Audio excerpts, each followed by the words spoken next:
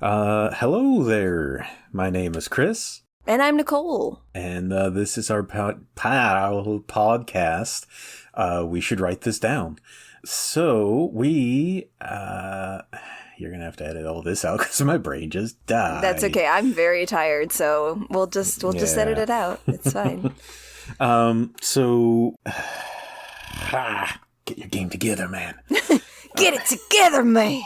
Get it together, slap. Well,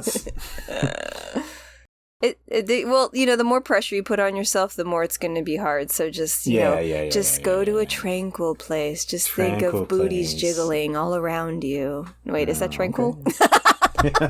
Well, now we're not getting a different podcast now. So how you doing, Nicole? I'm doing fine, I'm a proud, unapologetic dog mom living her best life. I'm into gardening and birding, so obviously I'm in my 40s, making my way. Mm-hmm. So yeah, it's pretty good. I don't have money, but, who needs it?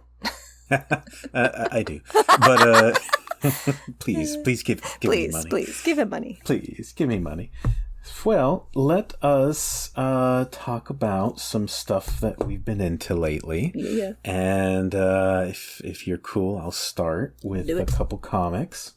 So I read the trade paperback for Batman 89. And this came out a couple years ago now, I think. So I am very behind on the curve.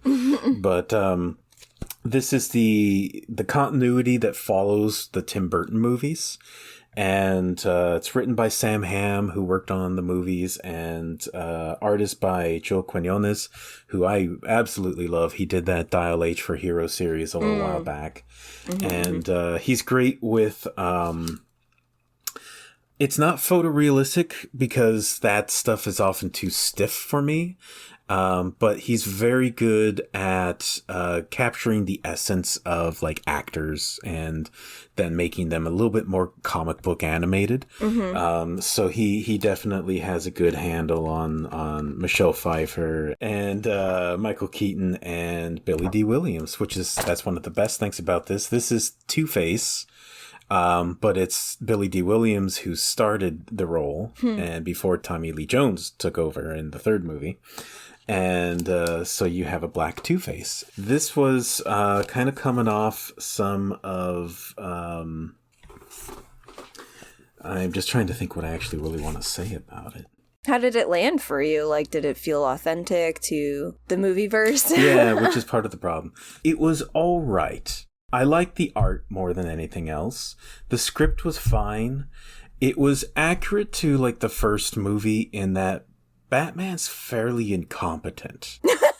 And I guess points for accuracy, but I don't like that Batman. I actually am more realizing I don't care as much about Michael Keaton Batman. I like Michael Keaton Bruce Wayne because he's kind of he's charming. Yeah. Because he's Michael Keaton. Right. But Michael Keaton Batman is the one that, does pull out machine guns on people and is totally willing to put a explosive on a clown henchman and let him die. Right. It's the movie continuity stuff. I just don't care for a Batman who's A-okay with letting people die like that. And this one is making mistakes left and right. Like, a young kid dies because of him because he set something up the wrong way and the kid gets shot. And it's just like, there's not that much repercussion for him either. Like, bad things happen because of that. It does reflect on the story, but it's still just like, damn it, try harder, Bruce. At least, would you want him to be a little tortured from it? At the very least. He is a bit tortured. Yeah, there's some interesting stuff in here. There's some race politic elements to it. Most of that feels like it's handled okay, I just don't know if Sam Hamm was the person I wanted to write that. Whatever it is, it came off just fine. Again, I'm here more for the Quinones artwork, and for that alone, it's worth it for me. It is kind of interesting that. No, I'm done there. I think it keeps frustrating me for different reasons, and that's why I keep stumbling. Yeah. So It's like, which disappointment path should I go down next? Yeah, should I even talk about something that's disappointing? I should talk about something that was more interesting. So, that's it for Batman. Fuck you, Batman. Fuck you, Batman. The other thing I read, though, was Godzilla, Here There Be Dragons. Right, you mentioned that last episode. Yeah. And so this is another one that I'm not going to say I was completely disappointed in, but it's a little odd because it's basically Godzilla and pirates. Mm-hmm. It's like taking place around like 1556. The trick with Godzilla for me is that once you remove Godzilla away from nuclear cautionary tales and stuff like that, it's a little weird, which is a weird thing to say about a giant monster that breathes nuclear fire. I don't know if I should be that picky about it, but it's like you completely remove him from the context that matters the most to him, Mm-hmm. And so this one is basically told from the point of view of a pirate that's about to be hanged. He's being interrogated because he might know the whereabouts of another pirate that's kind of important. And in the flashback, they ended up going to like Monster Island, and you see a bunch of different monsters throughout it, and it's okay. It's just, again, I feel kind of like, what's the point, Mm-hmm. The part that I did like a lot is that they infer that there's a secret cult that has been around for centuries that worships the kaiju. Mm-hmm. And so like they show a couple scenes where there's like some cult meetings and they each have a different like mask on, and it's one for each of the famous Godzilla monsters. And it's like, okay, I'm down with a kaiju cult. That's okay. I kind of like that if that was taking place more in the modern era. Mm-hmm. And these were people who, worship the monsters for that reason. But inferring that these creatures were around way before that, it's like, okay. Which, I guess the American movies do that too. The monsters were here before. Right, yeah. They're the Titans of the Earth or whatever. Yeah, and I guess I don't have as much of a problem with that. So I got weird double standards on this? I don't know. It's okay. It's just how it hits, I have that all the time. It's very conflicting. Yeah. It's written by Frank Thierry, who's done like a ton of Marvel and DC work. Artwork is by Inaki Miranda. They're solid artwork, good kaiju action. So if you want like a different take on Godzilla, it's interesting for that, which, it's just a quick graphic novel. It's like, I think 4 issues long. And it's nice to have variety, Absolutely. And for kaiju, you get Ibara, the big old lobster boy. And you don't see him as often. No. You also get, I think there's a big octopus kaiju. I forget his name though. There is a big octopus in here, so I'll assume that is an actual named kaiju. I just don't remember them naming him in this one. And I think that's it for all the key monsters. It leans heavy into the pirate story, which, sure.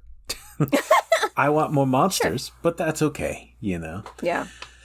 So that's about it for the comics I've read recently.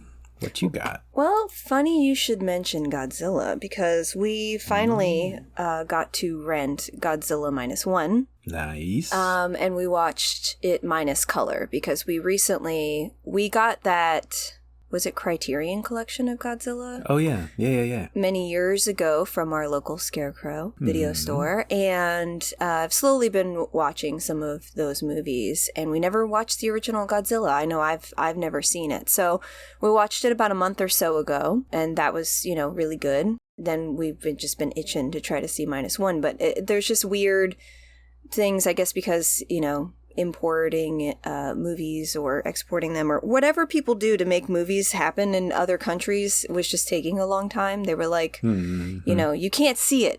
And it's just like, it's 2024. How don't y'all just have that ready, queued, and locked, like to just go globally? But yeah, it's Godzilla, you know, it's like, you just like, don't you want that Godzilla money? But whatever. Don't you want your money? Yeah. But I'm sure there's just other logistical things and practices that I just have no concept of, and that's okay, because I don't want to. So anyway, that one, it was just also a very solid movie. I mean, I think watching it minus color was really a really great way to watch it for a first viewing. I thought the pacing was really well done. You get lots of good Zillas in there. Yeah.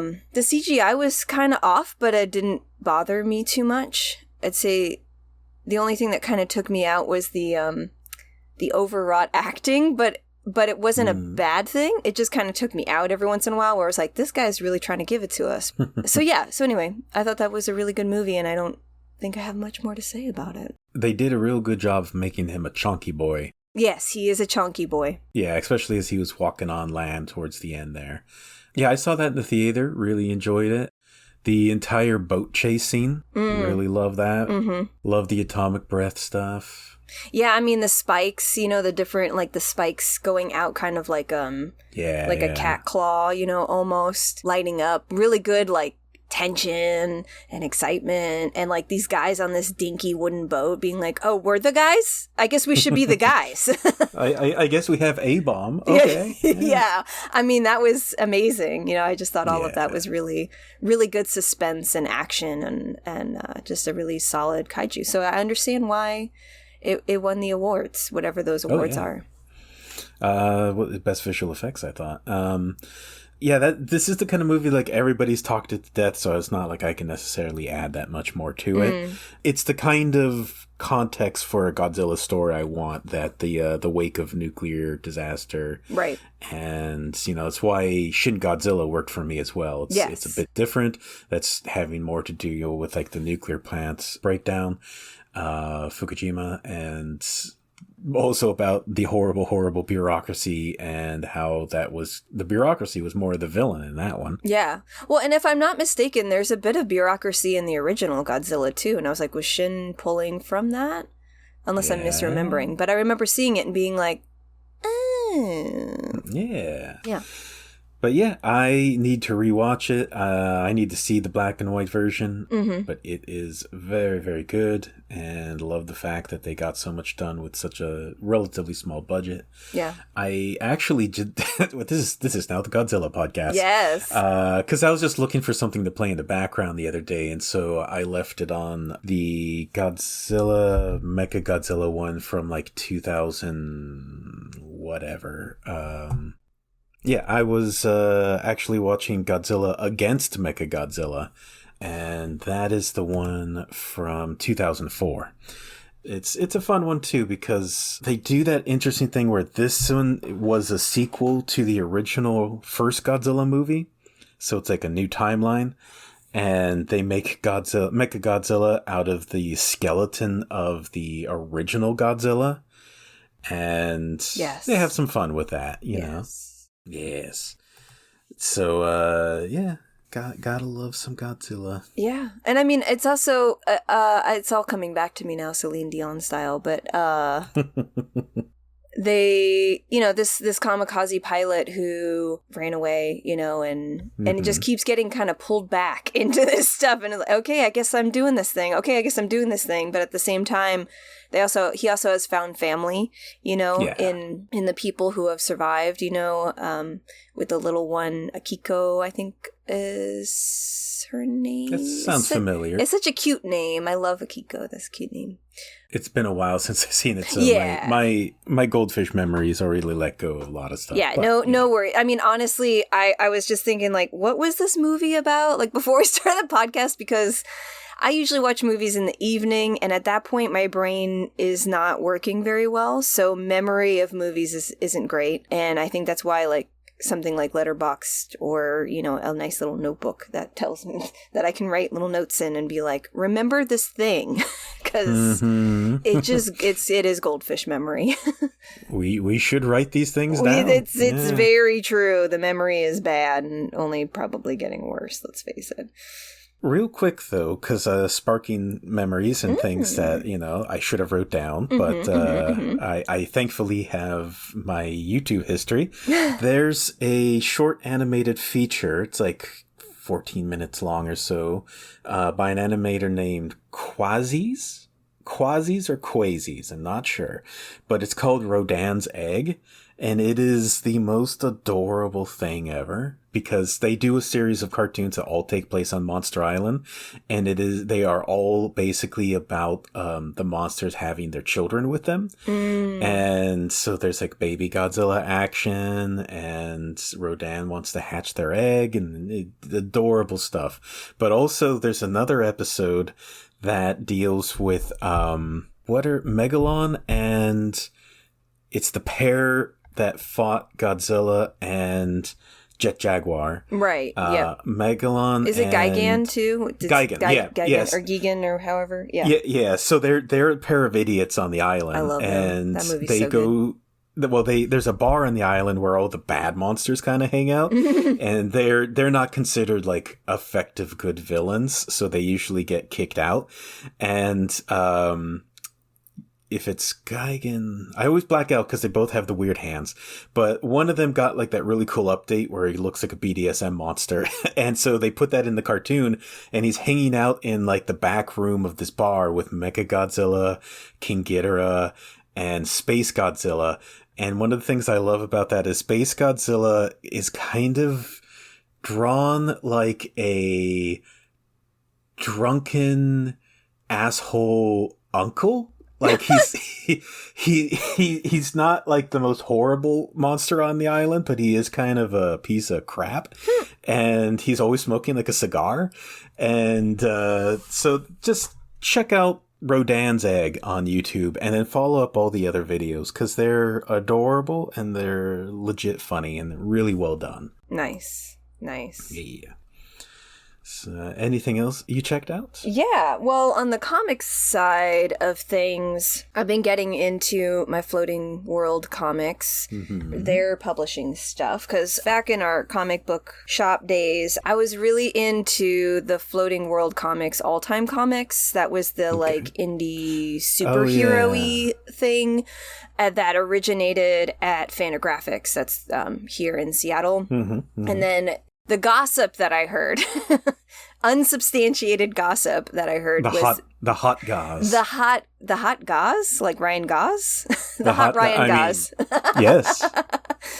The hot Ryan Gauze about it was that, the Fantagraphics is indie comic books for underground stuff. Yeah. So superheroes is usually poo-pooed upon, and the hot goss, unsubstantiated goss, was that it was too superhero-y to really like stand at Fantagraphics, so I found another home at Floating World. So that would always come out kind of annoyingly in like one-shots or little tiny miniseries and things like that. So I'm glad when I see Floating World comics that are just like 1 through 4. And I'm like, great, I can do that. Nice, yeah. Another comic that I'll want to review later is Night Hunters, and I think that's kind of like dystopian cyberpunk future. It has a very similar aesthetic to this comic. Did I even say the name? It's Vengeance. Wait a second. God damn it. So this comic that I wanted to talk about from Floating World Comics is Vengeance is for the Living. And it's the first issue of 4 issues. And look at me. I'm so great. This is actually a current release. Like the second issue hasn't come out yet at this time. I believe it's actually coming out tomorrow at the time of this recording. So end of June. So if you are interested in this comic book, you can probably jump on. Although, since it is a Floating World comic, I don't know how great the print run will be. So a lot of these types of things do go to back order. But you can also get it on a trade and just read the whole thing. So this is by Keenan Marshall Keller and Alex Delaney, 2 human beings that I am not particularly familiar with either the art or the writing. So we're in June. It's Pride Month. I haven't watched anything or read anything that was Pride related. So I'm starting to look at some stuff that I missed, such as Love Lies Bleeding. And I was watching the trailer for that, kind of getting ready, probably going to watch it later this week. And then I read Vengeance is for the Living. And it has kind of similar vibes. Now, not the same thing of a kind of romance vengeance comic, but Vengeance is for the Living is a woman who has been wronged and is like, screw you guys, you're all gonna die. Like, goes John Wick completely, but is also like mangled and needs help, needs medical help. So it starts with her clawing her way out of the ground. Her children have been buried in this shallow grave. She picks them up. She's crying. It's terrible. The guys who were, quote unquote, burying these bodies that they thought were dead are still kind of sitting nearby. And it flashes between this traumatic event that she experienced and her being in the hospital, at least for some of the issue. She can't talk. She's either been stabbed or shot through her throat. But you see later she has a huge scar over her throat that makes it look like it was slit. And her hand is mangled. I don't know what happened to it specifically. So she's pretty much just like, I've lost my children. I've lost everything. She's going to destroy these people. So, and then she's also talking to the cops and writing things down because she can't talk. She needs to save her voice and stuff like that. They're trying to figure out who it is. And then you have flashbacks of her with her family and her husband named Mitch. And her husband apparently sells weed and I guess got in, or marijuana, and got involved with some shady people. And it seems like this is kind of coming back around and affecting her family in this way. Her husband is missing, but there was an extensive amount of blood in the trunk. And so people just, the cops assume that he's probably dead, but he wasn't buried with the children or anything like that. Anyway, she's been out for a couple weeks at this point, and realizing that her kids had been like buried without her. Like, she's like, that's it, I'm out. Like, she starts like ripping stuff off, medical stuff, and being like, I'm leaving. And the doctors are like, whoa, just sign this insurance release and then you can go. So accurate. Got it. Yeah. Yeah. Well, at first it was like, no, you can't leave. And it's like, well, I don't actually think you can keep people against their will, unless there's some, like something that you can try to get them for. I don't know. Like, like a mental health thing or something like that. But then they did the insurance thing and I was like, okay, no, this is legit. So anyway, it really is just like a kind of I spit on your grave kind of thing of like every last one of you are going to die. And it's got that very kind of scratchy indie look to it that does remind me of people like Josh Bayer and Benjamin Mara. The good news about this comic is that it is full color. A lot of times I order things and I don't pay attention to them, and I look at like the artist's Instagram or something like that and go like, oh yeah, I like that art, that's great. And then I get it and then I'm like, oh, it's black and white. It doesn't look as good and I'm not as interested. So anyway, just for people like me who make that mistake, it is full color. It is 48 pages for that first issue, and it is priced at $8. I think it was really good. It was a really good read. I'm looking forward to finishing the series and see how it goes.